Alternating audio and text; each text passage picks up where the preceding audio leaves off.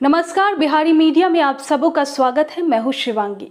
तो चलिए जानते हैं आज की कुछ बड़ी खबरों को विस्तार से। नीतीश कैबिनेट की बैठक खत्म, कुल 19 एजेंडों पर लगी मोहर, खेल विभाग के गठन को मंजूरी। मुख्य सचिवालय में चल रही नीतीश कैबिनेट की महत्वपूर्ण बैठक खत्म हो गई है। कैबिनेट की बैठक में कुल 19 एजेंडों पर मोहर लगी है। नीतीश कैबिनेट ने विभिन्न विभागों से जुड़े 19 प्रस्तावों पर अपनी स्वीकृति दी है। सरकार ने बिहार में खेल विभाग का अलग से गठन करने को मंजूरी देने के साथ ही कई अन्य प्रस्तावों पर अपनी मोहर लगाई है। दरअसल बीते 6 जनवरी को मुख्यमंत्री नीतीश कुमार ने ऐलान किया था कि बिहार में अलग से खेल विभाग का गठन किया जाएगा।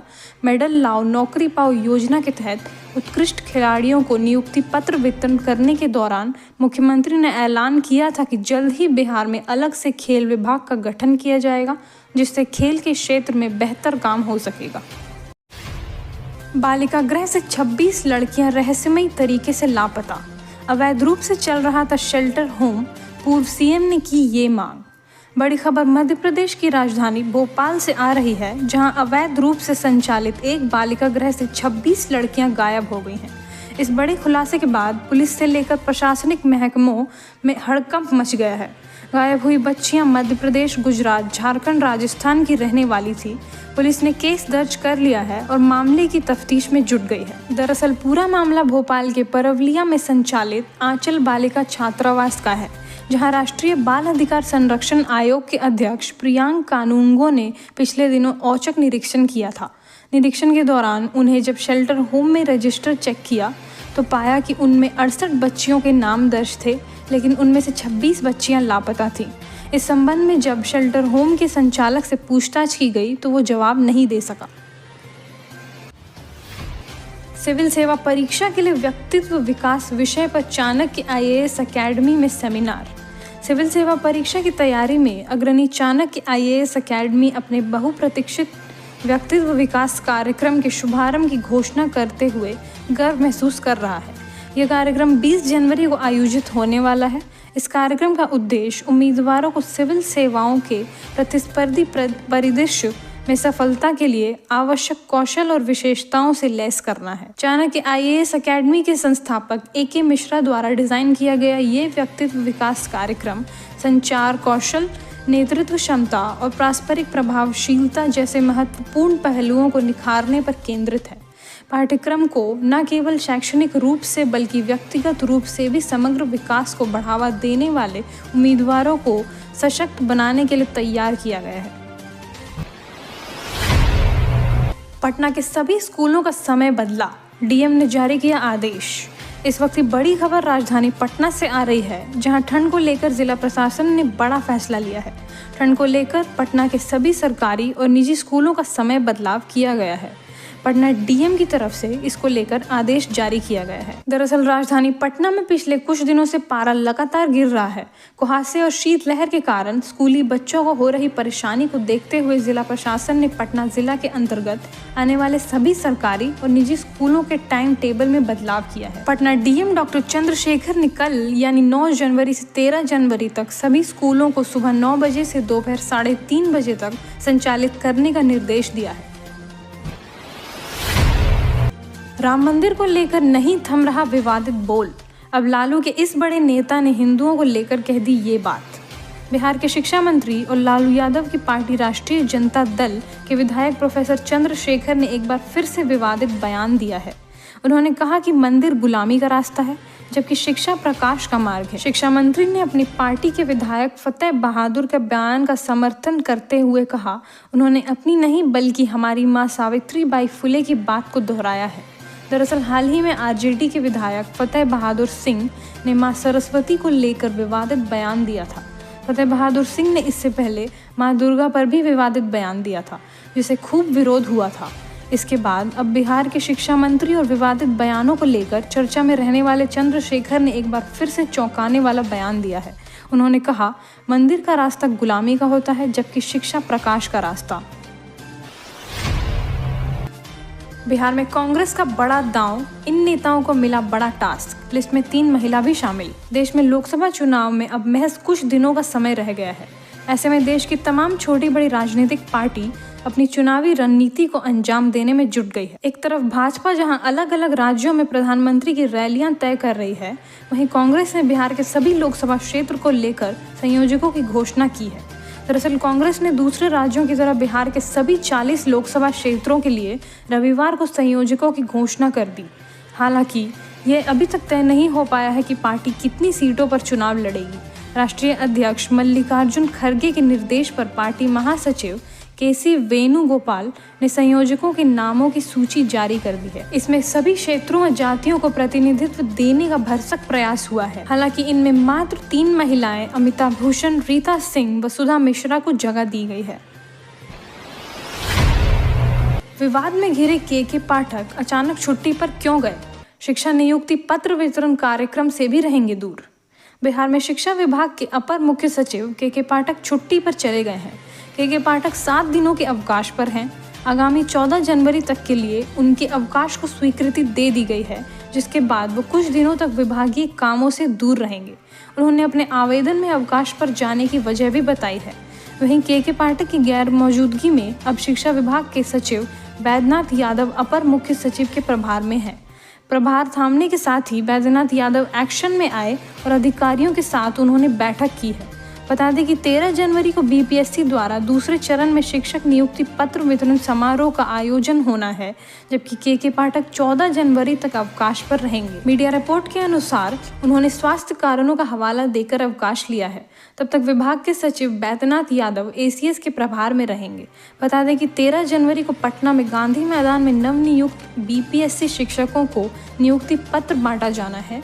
के पाठक 14 जनवरी तक छुट्टी पर हैं, जिसके बाद अब ये लगभग तय है कि इस कार्यक्रम में के पाठक शरीक नहीं होंगे। राम मंदिर में राम के दर्शन के लिए लोग उत्साहित। बिहार से अयोध्या को जाने वाली कई ट्रेनें फुल, बुक हो रहा टिकट। बिहार में अयोध्या जाने वाली कई ट्रेनें फुल हो चुकी हैं। 22 जनवरी को अयोध्या में बनने वाले राम मंदिर की प्राण प्रतिष्ठा का कार्यक्रम है। इस तारीख का सभी इंतजार कर रहे हैं। भव्य कार्यक्रम की तैयारी भी जोरों शोरों से चल रही है। अयोध्या में 15 जनवरी से लेकर 22 जनवरी तक कार्यक्रम चलेगा।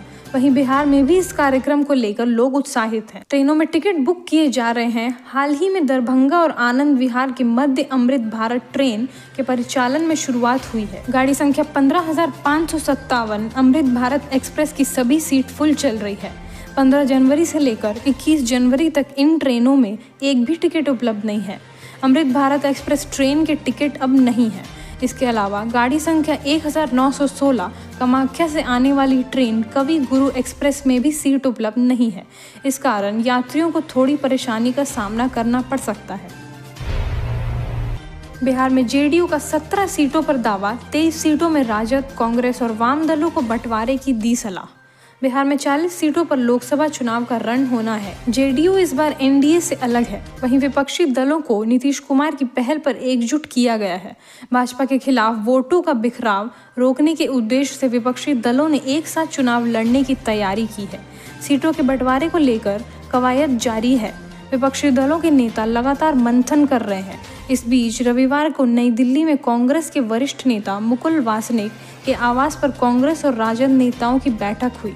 बिहार से प्रदेश कांग्रेस अध्यक्ष डॉक्टर अखिलेश सिंह और राजद से राज्यसभा सांसद मनोज झा मौजूद रहे। इस बैठक में सीटिंग सीटों पर घटक दलों की स्थिति पर भी चर्चा हुई। वहीं जेडीयू ने अपना स्टैंड साफ कर दिया है कि वो जीती हुई अपनी सीटों को अपने पास ही रखना चाहती है। 22 जनवरी को पटना में 21,000 दीपों से बनेगा स्वास्तिक। श्री राम के पताके और रंगीन लाइट से सजेंगे बाजार। अयोध्या में नवनिर्मित भव्य और अलौकिक राम मंदिर का प्राण प्रतिष्ठा समारोह 22 जनवरी को होगा। इसे लेकर अयोध्या में जोर शोर से तैयारी हो रही है। साथ ही समारोह को लेकर पूरे देश में उत्साह है। प्रधानमंत्री नरेंद्र मोदी ने भी लोगों से अपने घर में 22 जनवरी को दीप जलाकर दीपोत्सव मनाने की अपील की है। राजधानी पटना में भी इस दिन को लेकर उत्साह देखने को मिल रहा है। रामलला के प्राण प्रतिष्ठा के दिन पटना के शॉपिंग कॉम्प्लेक्स और मार्केट सजेंगे। लाखों की संख्या में मिट्टी के दीपक जलाकर दीपोत्सव मनाया जाएगा। साथ ही शॉपिंग कॉम्प्लेक्स और मार्केट परिसर को जय श्री राम के पताके से सजाया जाएगा। इस आयोजन को लेकर शहर के कारोबारी संगठन लगातार बैठक कर रहे हैं और दीपोत्सव मनाने की रूपरेखा तैयार करने में जुट गए। राजधानी के सबसे व्यस्त बाजार में से एक खैतान सुपरमार्केट है।